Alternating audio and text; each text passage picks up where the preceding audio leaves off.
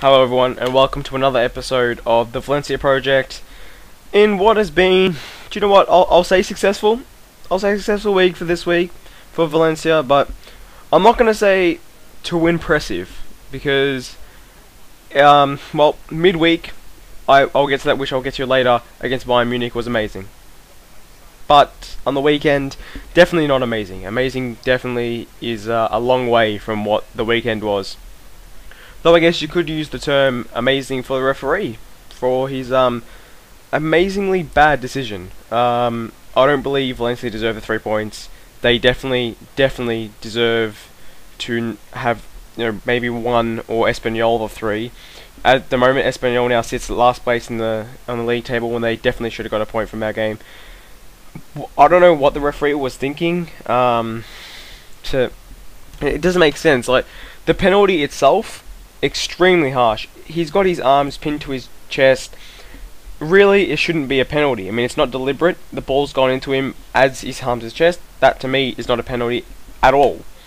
It's extremely harsh. And not only that, but just beforehand, Ever Benenga has a wild tackle, and somehow it was our free kick, which doesn't make sense. This is really weird. I mean, again, it could be seen as maybe that retribution, to see that we've had so many poor things go against us, like the penalty against Sissoko just last week. Maybe this is, we got our own slice of luck, but it's a shame to see Espanyol lose that, because to me, I don't have anything against Espanyol, so it is bad to see them lose, but lose all the points. But then also, it's extremely important that we got those 3 points and keep moving up the ladder, because we need it so badly. Especially, this weekend, we have the opportunity to go so much further up the ladder. And looking at now, 4th place Levante are on 20 points, and then you go down to, you can go down to 13th place Zaragoza are on 15 points. So 5 points, for 11 places. That's a big, a large number of places for a small amount of points. So every point right now is vitally important to see Valencia go back into the Champions League spots, and hopefully back in the Champions League for next season. And also one thing, for the game against Espanyol, Vieira comes back in the lineup and scores.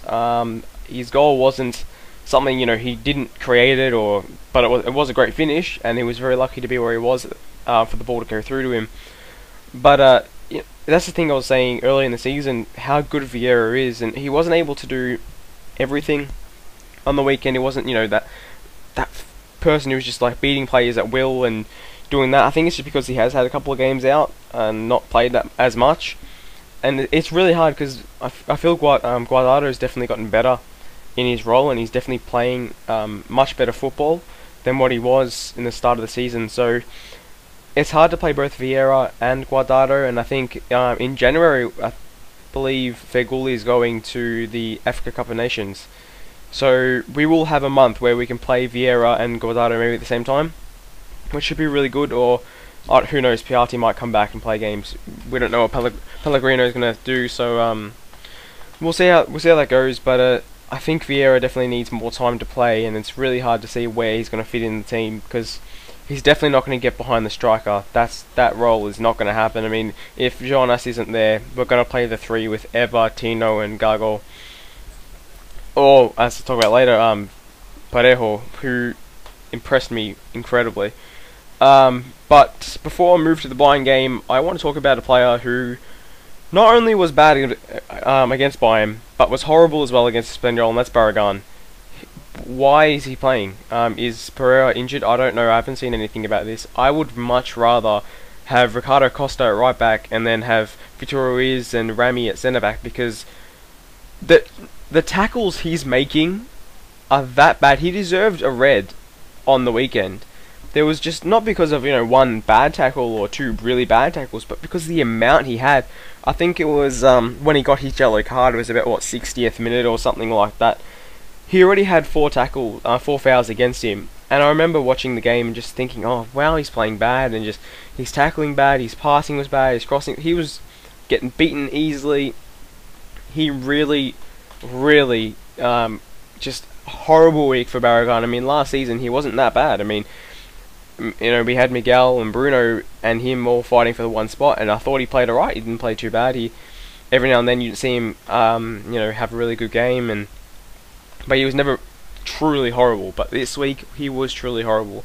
I mean, in my mind, Barragan is very good for more the attacking sense. Like he does get up quite a lot when playing as a right back. He definitely likes to attack, but he cannot defend sometimes, and this week was just evident of that. And I couldn't believe what he did for the week in general, and he definitely deserved that red card. And I got nothing against what he did, and he should definitely should be dropped for this weekend against Malaga, and hopefully Pereira will come back, or like I said, play Ricardo Costa in that right back position, because I actually rate Ricardo Costa as a right back. I think he's quite good in that position, so we'll see how that works and what Pellegrino decides to do. But I think it should be definitely he deserves to be on the bench or out of the squad for this week, even if it's just punishment for what he's done last week or what he did against Bayern. Just leave him out of the team for 1 week,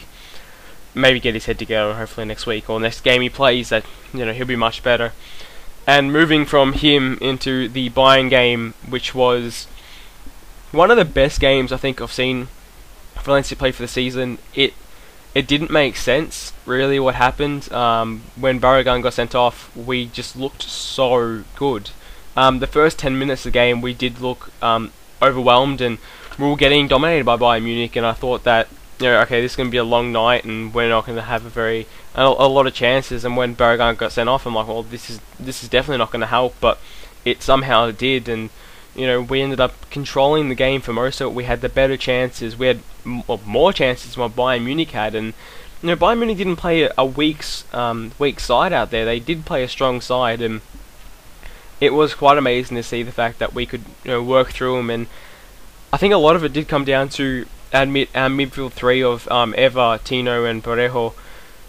Danny played brilliant. I think it could be the fact that he was able to work off Eva and Tino, so he wasn't. He didn't have to create too much by himself, so he was able to do little 1-2 passes and just little things like that, which we all know that he's good at that. He's able to do that, and so I think if he's given the time to pass with these players who are great passers, it really makes him stand out, and he was able to be that good link between the defense and the attack. And I thought he played an amazing game, and it's good to see that he did play a good game. I mean, I still don't think he has much of a role in Valencia, but if he's as long as he's here, I'd like to be able to have confidence in the fact that if he comes off the bench or if he has to start a game, he's going to play well, and he did definitely do that. So very, very impressed with Danny Parejo and how he played the week at midweek.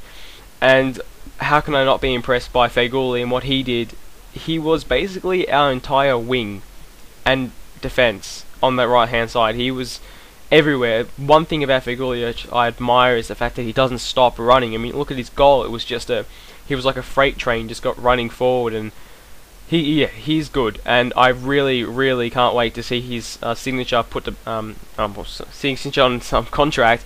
See him put pen to paper and extend his contract, because he's vital to how we progress. I mean, if we sell him, we have to buy another winger from somewhere, and I don't know if we can get another winger as good as him. I know I said we've got Vieira and Guardado's getting better, but that would mean we have basically no bench, and Piatti hasn't yet proved himself. So what are we going to do? We definitely need Feghouli past this season, and he's still young, and he's an amazing player, and I can't wait to see how he develops in the next couple of years. But also great news from the game is earlier before the game we did qualify for the next round as Bartel lost to Lille at home. So it's all settled. The group Bayern and Valencia go through the next round, and Bartel Borisov will be in the Europa League. I think there still actually is a small chance that that they might get through Lille, or is it not? I don't know. I think it's the head-to-head works out actually to Bartes, so don't worry about that. But it doesn't matter anyway. So we've got now one extra game, so we've got a game to play some youth in, game to try out some things, and I definitely want to see maybe Bernat, maybe Gaia. Vieira definitely has to play this game. I don't think he's played in the Champions League at all, so I really want to see him play against Lille in the last game in France. So maybe we could do a Vieira, Bernat, both playing. I don't know. If we had Paco, this would be great. We could play him, but he's not. Not with us at the moment. So he's still a Getafe, but yeah, definitely. I think we need to try out some things, try out some new tactics. Maybe it's a good chance. We have nothing to lose, and we still have some things to gain, and we can still win first place in the group. But Bayern Munich have to lose points against Bate Borisov. So in the end, I guess it doesn't matter. Like, if we win and they win, we don't get anything. So I think just we'll just keep it as we're expected to finish second and play some youth and go that way, because there's no point pushing so much for a win, and then if we win, it still could mean nothing in the end. But yeah, that basically the recap of the midweek game and the Champions League and how it's been so far. But in more general news, with nothing to do with the games, is we've got a new top. I don't know how this works. Is it our 4th top now? But I like it. It's black and the orange stripe going down the middle. It's very PSG-like, but it's very nice. I will definitely be buying one when it gets released to the VCF shop. So yeah, that would definitely be happening, and it's such a nice top. I don't know how we're gonna wear it. I mean, like, where does it come? Where does it fit in? Will it fit in as wear it this one-off this weekend or next weekend, wherever it is, and that's it? We never wear it again, or is it we will wear it for the next, as our home games or every now and then? Because we've now got 4 tops to wear through the season, and that's really weird for us to do that. So I don't know what we're doing with it, but it's interesting. It's always nice to see something a new top like that, because I love when they bring out new things. That always looks cool, and yeah, that definitely looks good. Nice black away top, and so we'll see. Hopefully they'll wear it in the next game against Malaga, which is away, and will be extremely hard. I don't know how we're gonna do against Malaga. I mean, they're a good team, and they'll pose a lot of problems for us, and it's going to come down to whether we can defend them well or not, and whether we can defend Isco and Coquin. Who knows? I mean, both of them are Valencia, ex-Valencia players, but now they're playing very, very good football for Malaga, and it'll be interesting to see how they go against us, against our defence. But a win will be huge. I mean, they're a point above us, they're in 5th place, and we're in 8th, so a win will take us above them and possibly above a couple other teams, and maybe really we should be in European places if we win this game on the weekend. So hopefully we'll see the Valencia of the Bayern Munich game and not the Valencia of the Espanyol game, because like I said before, the Espanyol team, the way we played against Espanyol was bad. It was horrible. The whole team was very good, but the Bayern game was brilliant. So hopefully we'll see more like the Bayern game, and we're able to beat Malaga and get vital 3 points, because really right now every point, like I said before, every point is vital right now, and we definitely need the 3 to progress and keep going on, so we can get into those Champions League spots and hopefully hold them to the end of the year. I mean, even if we get 4th, not 3rd, and we have to qualify next year instead of the automatic group stage, I don't care too much. I just hope we get there and build a team for the next couple of seasons that can progress and hopefully get higher up the table. But yeah, so that's been Valencia's week. That has and it's been a good week and a bad week, but mostly a good week. We got 3 points the weekend. We got through the next round of the Champions League. What more can you want? Like I said, new top. That's always exciting, and hopefully some new contracts being signed soon. So thank you guys for watching. I'll see you next week, and I'm on Valencia.